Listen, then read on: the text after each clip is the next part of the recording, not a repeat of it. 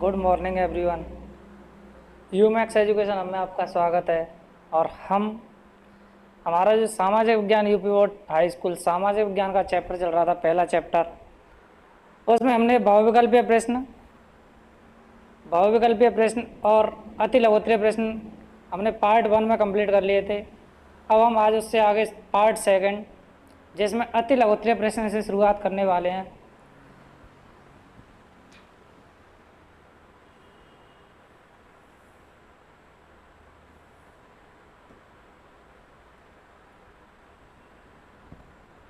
हमने लास्ट जो किया था, जनमत संग्रह क्या होता से क्या तात्पर्य है? जनमत संग्रह से क्या तात्पर्य है? जनमत संग्रह क्या होता है बेटा? कौन बताएगा? कोई बताएगा? जनमत संग्रह होता है, जैसे हम कोई कैंडिडेट चुनते हैं, जो चुनाव वगैरह होते हैं, तो उसे क्या बोलते हैं? उसे तो क्या बोलते हैं? मतदान बोलते हैं। लेकिन जो हमारे द्वारा कैंडिडेट चुने जाते हैं, उनसे हमें कोई प्रस्ताव पास करना है, तो उसे क्या बोलते हैं? जनमत संग्रह।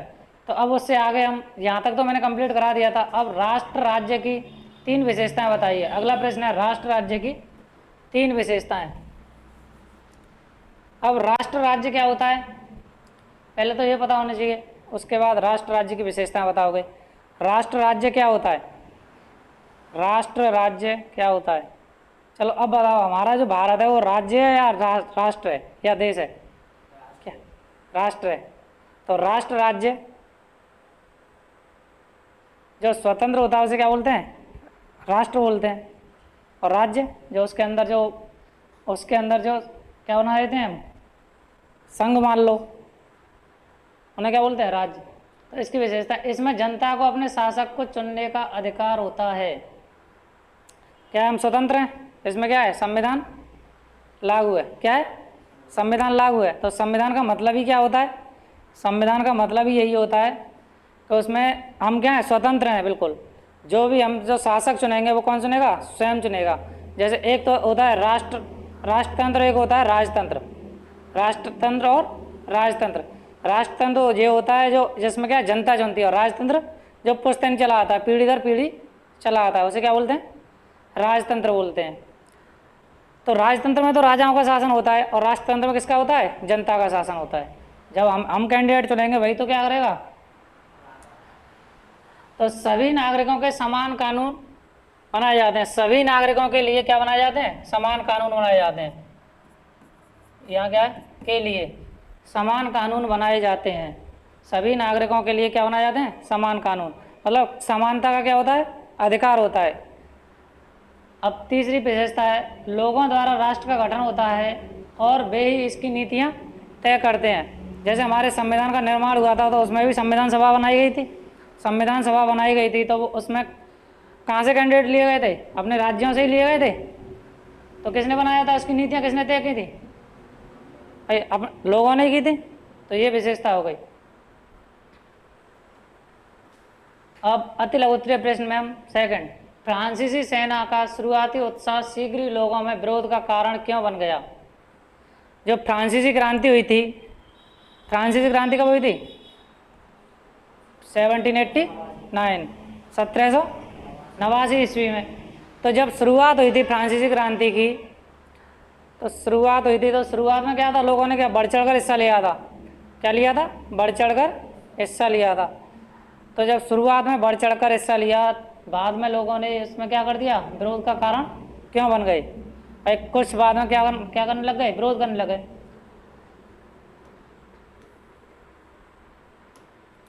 फ्रांसीसी सेना का शुरुआती उत्साह शीघ्र ही लोगों में विरोध का कारण बन गया, क्योंकि जब यह साफ होने लगा कि नई प्रशासनिक व्यवस्थाएं राजनीतिक स्वतंत्रता के अनुरूप नहीं थी।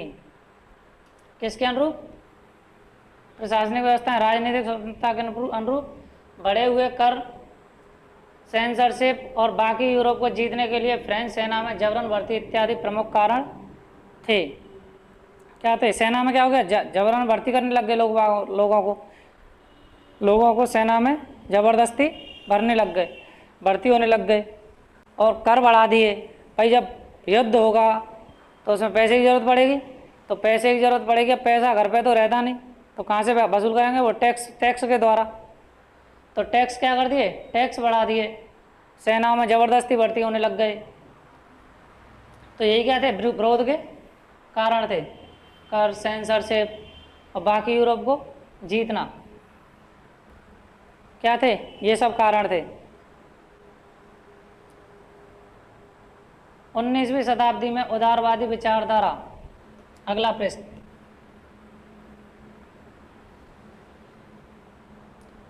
19वीं शताब्दी में उदारवादी विचारधारा के राजनीतिक उद्देश्यों की समीक्षा करें। 19वीं शताब्दी कौन सी होती है बेटा? 1800 से 1900 के बीच की। 1800 से 1900 19वीं शताब्दी होती है। 19वीं शताब्दी में उदारवादी विचारधारा राजनीतिक रूप से एक ऐसी सरकार पर, यहाँ पे ऐसी होगा, ऐसा नहीं होगा, गलत है। ऐसी सरकार पर जोर देता था जो सहमति से बनी हो।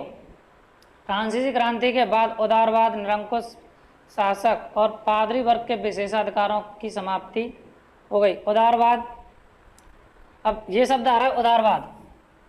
उदारवाद का क्या मतलब है? उदारवाद बताओ बेटा, क्या है उदारवाद? बार बार शब्द आ रहा है उदारवाद, यहाँ पे, यहाँ भी आ गया, यहाँ भी आ गया, यहाँ भी आ गया। उदारवाद बताओ, नहीं पता? कि पता है? नहीं पता। उदारवाद का मतलब है कि हमें क्या चाहिए? स्वतंत्रता चाहिए। क्या चाहिए? स्वतंत्रता। वो अपनी स्वतंत्रता के लिए क्या क्या हो गए?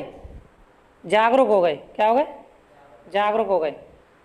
तो उसे क्या बोलते हैं? जैसे निरंकुश शासक। निरंकुश शासक का मतलब क्या है? जिस पर कोई अंकुश ना हो, जिस पर कोई अंकुश ना हो। जैसे पाकिस्तान में सरकार चलती है, सुना है कभी पाकिस्तानी कहानी? नहीं सुना? चलो वो सुनाऊंगा मैं अभी। निरंकुश शासक, निरंकुश शासक जिस पर किसी का अंकुश नहीं हो। मतलब अंकुश, निरंकुश का मतलब ये हो गया कि उसमें किसका अधिकार हो? जो सेना चाहे तो क्या हो जाए, वो हमारे पक्ष में आ जाए। ठीक है। जैसे पाकिस्तान में क्या होता है, अभी तक का रिकॉर्ड है 1947 से अब तक का, 14 अगस्त 1947 को पाकिस्तान आज़ाद हुआ था, इतना सभी को पता होगा। लेकिन अभी तक का रिकॉर्ड है, वहाँ 5 वर्ष तक किसी ने शासन नहीं किया है। 5 वर्ष तक किसी ने पूरा अपना कार्यकाल पूरा नहीं किया है। क्यों नहीं किया है? इसका कारण है कि वहाँ पे जो शासन होता है, वहाँ जो सेना प्रमुख होता है उस पर उसकी कमांड होती है, सेना प्रमुख की। जब जो सेना प्रमुख होता है, जब सेना प्रमुख चाहे अपनी सेना को जो आदेश दे दे तो क्या है, सरकार को उखाड़ फेंकते हैं। जैसे अभी इमरान खान की सरकार थी। किसकी? इमरान खान। कौन था? क्रिकेटर। कौन था? क्रिकेटर, पूर्व क्रिकेटर। उसकी सरकार थी। तो क्या कर दिया, सेना ने विद्रोह कर दिया, उसे पकड़ के जेल में डाल दिया। अब ये बताओ, प्रधानमंत्री और उन्हें जेल में डाल देते तो वहाँ क्या होगा? निरंकुश शासक हो गया, निरंकुश शासन हो गया नहीं हुआ? पादरी वर्ग। पादरी वर्ग कौन होता है? पादरी वर्ग। पादरी वर्ग होता है जो चर्च वगैरह में जाते हैं, चर्च वगैरह में जाते हैं, उनमें उसे क्या बोलते हैं? जो चर्च में जो जैसे मंदिरों में पूजा करते हैं उन्हें क्या बोलते हैं? पुजारी बोलते हैं। ऐसे ही जो चर्च में पूजा करते हैं उन्हें क्या बोलते हैं? पादरी बोलते हैं। क्या बोलते हैं? पादरी। तो पादरी वर्ग का क्या था? उसमें विशेषाधिकार था उस समय। किसका था? पादरी वर्ग का था। जो पादरी में, जो चर्च में जो पादरी होता था, उसने जो बोल दिया वही क्या था? सत्य था। उसके क्या थे? विशेषाधिकारों की समाप्ति के लिए संविधान तथा संसदीय प्रतिनिधि सरकार का पक्षधर था। जो उदारवाद किसका था? संविधान और संसदीय प्रतिनिधि सरकार का पक्षधर था। 19वीं शताब्दी के उदारवादी निजी संपत्ति के स्वामित्व की अनिवार्यता पर भी बल देता था। क्या? निजी संपत्ति, जो खुद की संपत्ति है वो किसकी होनी चाहिए? खुद की होनी चाहिए। भाई मेहनत से कमा रहे हैं।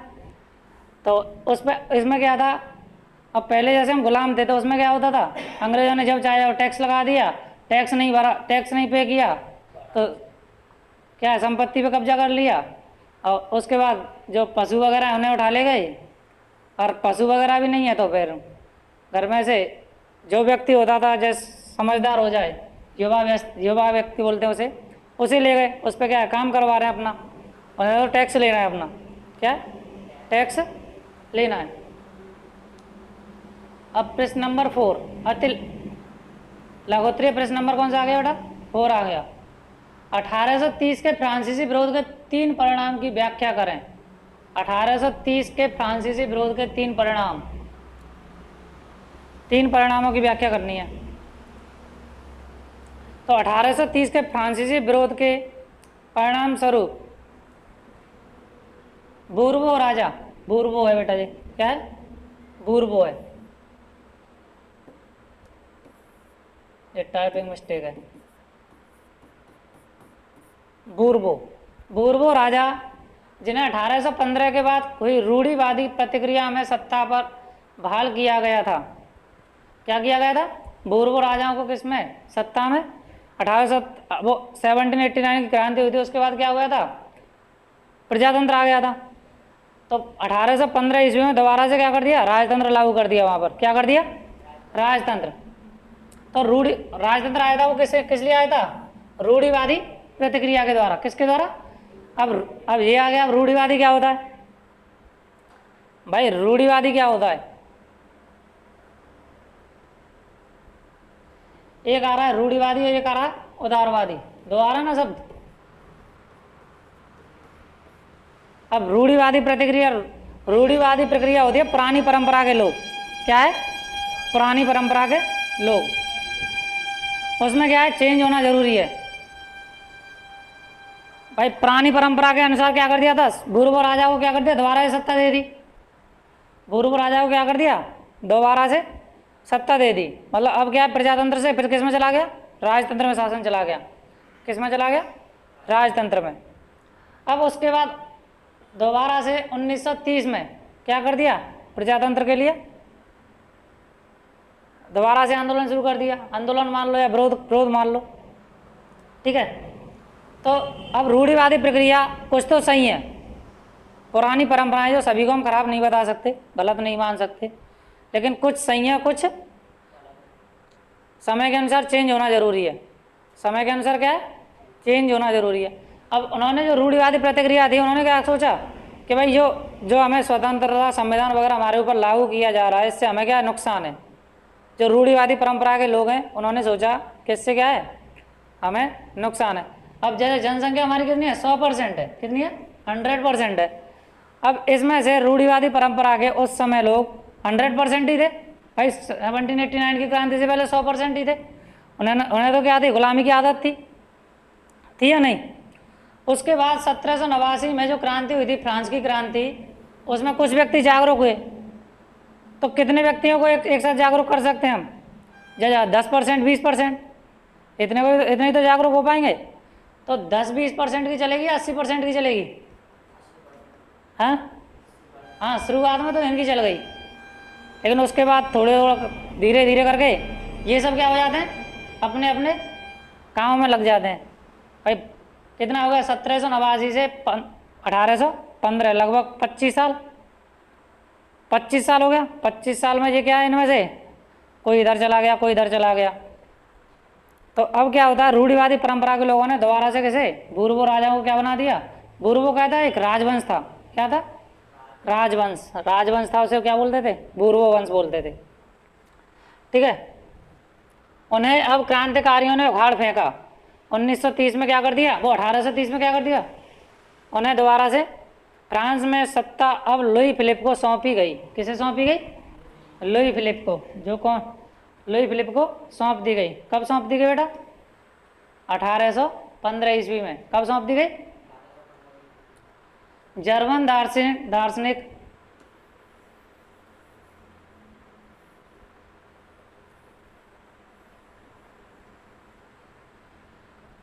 दार्शनिक योहान गॉटफ्रीड के विचारों की 3 बिंदुओं में विवेचना कीजिए। ये वैसे तो क्वेश्चन पेपर में लाने लायक नहीं है, पर मैं बता देता हूँ। जर्मन दार्शनिक योहान गॉटफ्रीड ने दावा किया कि सच्ची जर्मन संस्कृति उसके आम लोगों में निहित थी। किसमें निहित थी? आम लोगों में। सत्ता की सच्ची आत्मा लोकगीतों, जनकाव्य, लोक नृत्यों से प्रकट होती है। आज भी चलते हैं लोकगीत, लोक नृत्य, अपने अपने जगह के होते हैं, अपने लोग अपने अपने जगह के मेला मशहूर होते हैं। ये सब क्या है? इन्हीं से क्या होती है? राष्ट्र की पहचान मानी जाती है। स्थानीय बोलियों पर बल और स्थानीय लोक साहित्य को एकत्र करने का उद्देश्य केवल प्राचीन भावनाओं को वापस लाना नहीं था, बल्कि आधुनिक राष्ट्रीय संदेश को ज़्यादा लोगों तक पहुंचाना, जिनमें से अधिकांश निरक्षर थे। जिनमें से कैसे थे? पढ़े लिखे नहीं थे। इनके द्वारा क्या संदेश उन तक पहुंचाए जा रहे थे? लोकगीत, लोक नृत्य, बोलियां।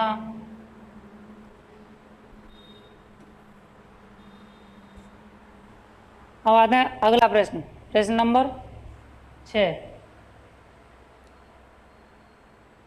प्रश्न नंबर 6, आयरलैंड के संबंध में अंग्रेजी की नीति की प्रमुख विशेषताओं को स्पष्ट कीजिए। अंग्रेजों की क्या विशेषताएं थी? अंग्रेजों ने आयरलैंड में प्रोटेस्टेंट धर्म मानने वालों को बहुसंख्यक कैथोलिक देश पर प्रभुत्व बढ़ाने में सहायता की। इनकी तो नीति है फूट डालो राज करो, वो अब से तो हो रही है, बहुत पुरानी परंपरा है, शुरू से है। फूट डालो राज करो, एक को क्या कर देते हैं? प्रोटेस्ट कर देते हैं। जैसे हमारे यहाँ है, कई प्रकार के धर्म है, इनमें से एक को क्या दे देंगे? प्रोटेक्शन दे देंगे। अब क्या है? एक को प्रोटेक्शन दे देंगे कि हाँ हम तुम्हारे साथ हैं और तुम करो, बस वही क्या है? भड़का दिया, फूट डाल दी, और फिर उसके बाद धीरे धीरे करके उसे समाप्त करके खुद राज करो। ये नीति आ गई। बहुसंख्यक कैथोलिक देश पर प्रभुत्व बढ़ाने में सहायता की।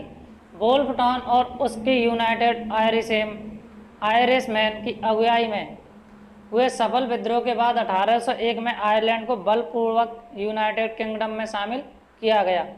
हो गया ना शामिल? पहले तो फूट डाल दी, फिर यूनाइटेड किंगडम में शामिल कर दिया। एक नए ब्रितानी राष्ट्र का निर्माण किया गया, जिस पर हावी आंग्ल संस्कृति का प्रचार प्रसार किया गया। किसका? ब्रितानी राष्ट्र का निर्माण कर दिया। फ्रांसीसी क्रांतिकारियों ने फ्रांसीसी लोगों में सामूहिक पहचान की भावना किस प्रकार पैदा की? सामूहिक पहचान की भावना किस प्रकार पैदा की? अब सामूहिक पहचान क्या होती है? बताओ बेटा। सामूहिक पहचान,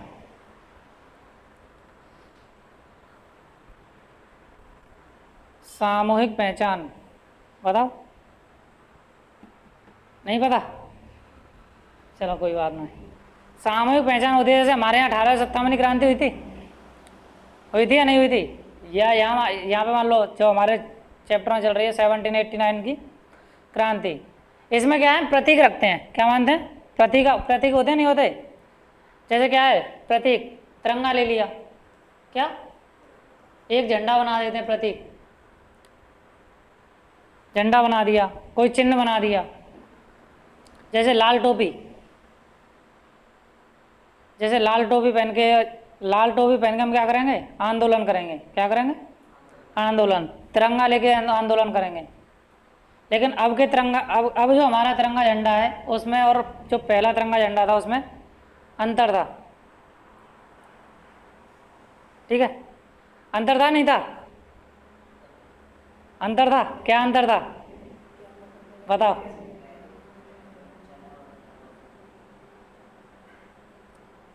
चलो कोई बात नहीं, आप घर पे देख लेना जो भी है। ये टॉपिक ज़्यादा अंदरूनी हो जाएगा, हमें अपने टॉपिक पर ध्यान देना चाहिए।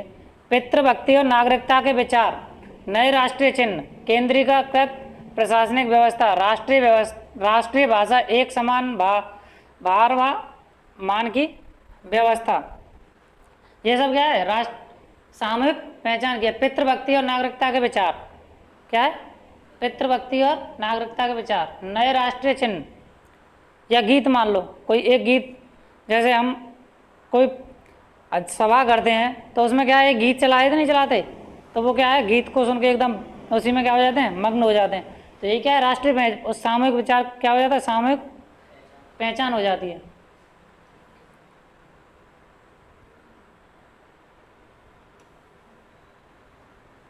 नेपोलियन ने प्रशासनिक क्षेत्र में क्रांतिकारी सिद्धांतों का समावेश किया जिसने पूरी व्यवस्था को अधिक कुशल व तर्कसंगत बना दिया। समीक्षा कीजिए।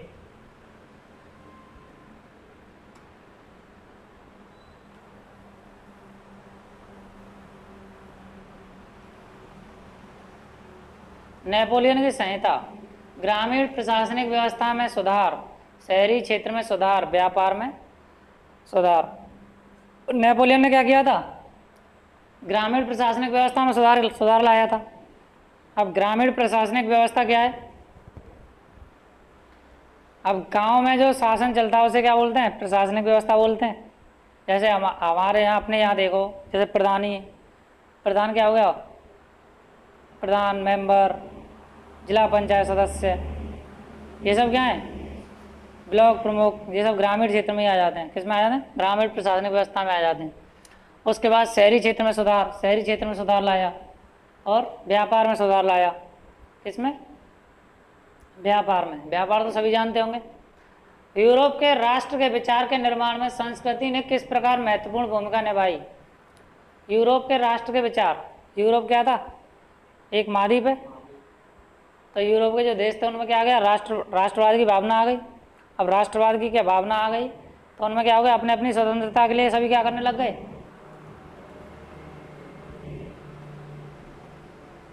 आंदोलन करने लग गए। तो अब उसमें किस प्रकार महत्वपूर्ण भूमिका निभाई? कला किन किन ने निभाई? कला, कला ने किस प्रकार निभाई होगी? कला ने किस प्रकार भूमिका निभाई होगी बताओ भाई? चित्र बनाकर कला में क्या होता है? चित्र बनाए जाते हैं।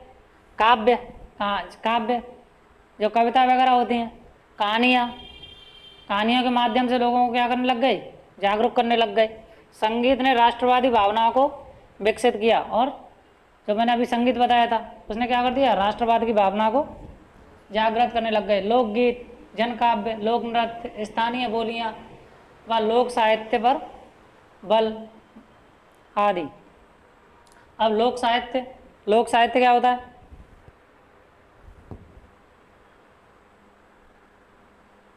लोक साहित्य,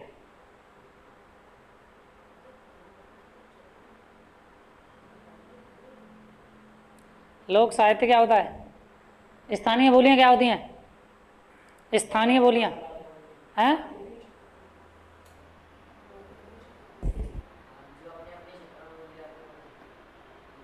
जो अपने क्षेत्र विशेष में बोली जाती हैं उन्हें क्या बोलते हैं? स्थानीय बोलियां बोलते हैं। और लोक साहित्य, जैसे आप बाबा दादा जो कहानी सुनाते हैं उन्हें लोक साहित्य में रख सकते हैं। लोक नृत्य जो अपने क्षेत्र विशेष में नृत्य करे जाते हैं, ठीक है, उनके माध्यम से क्या हो गया?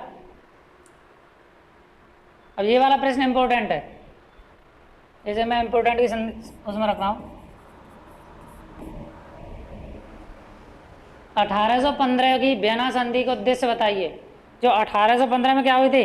वियना संधि हुई थी। इसके प्रमुख प्रस्ताव व व्यवस्थाओं का वर्णन कीजिए। इसके प्रमुख प्रस्ताव व व्यवस्था। नीदरलैंड में साम्राज्य की स्थापना, इसमें क्या हुआ था? नीदरलैंड में साम्राज्य की स्थापना। दक्षिण में जेनेवा को पिडमांट के साथ मिला दिया गया, पिडमांट के साथ मिला दिया गया। प्रशा को पश्चिम में नए क्षेत्र दिए गए। किसे? प्रशा को। पूर्व में रूस को पोलैंड का हिस्सा दे दिया गया। किसका दे दिया गया? पोलैंड का। ये सब किसमें हुआ था? वियना की संधि में। ऑस्ट्रिया को उत्तरी इटली का नियंत्रण सौंपा गया।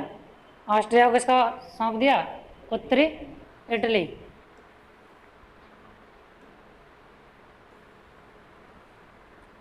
औद्योगिकरण की वृद्धि ने किस प्रकार यूरोप के सामाजिक और राजनीतिक समीकरण बदल दिए? अब औद्योगिकरण क्या होता है? बिजनेस, सही है, शाबाश। क्या होता है? बिजनेस। हाँ, तो औद्योगिकरण जो क्या हो गया? फैक्ट्रियाँ वगैरह का निर्माण हो गया, उसमें क्या हो गया? मजदूर वर्ग काम करने लग गया। तो उससे क्या हो गया? वृद्धि। किस प्रकार? यूरोप में सामाजिक और राजनीतिक समीकरण बदल दिए। किस प्रकार से बदल दिए? पश्चिमी और मध्य यूरोप के हिस्सों में औद्योगिक उत्पादन और व्यापार में वृद्धि हुई। किसमें हुई? व्यापार में वृद्धि हुई, शहरों का विकास और वाणिज्यिक वर्गों का उदय हुआ। किसका हुआ? शहरों का विकास होने लग गया। श्रमिक व मध्य वर्ग का उदय हुआ, श्रमिक और मध्य वर्ग का उदय हो गया, क्योंकि पहले क्या थे? किसान थे। अब किसान ही क्या, खेती में कितना खेती करेंगे, अब सभी लोग तो खेती करेंगे नहीं, तो उसमें क्या हो गया? श्रमिक वर्ग भी शामिल हो गया, श्रमिक वर्ग का उदय हो गया। और मध्य वर्ग, जो ना तो उन पर खेती है ना कोई बिजनेस है, वो क्या है? मध्य वर्ग हो गया। कुलीन विशेषाधिकार की समाप्ति के विचारों की लोकप्रियता हुई।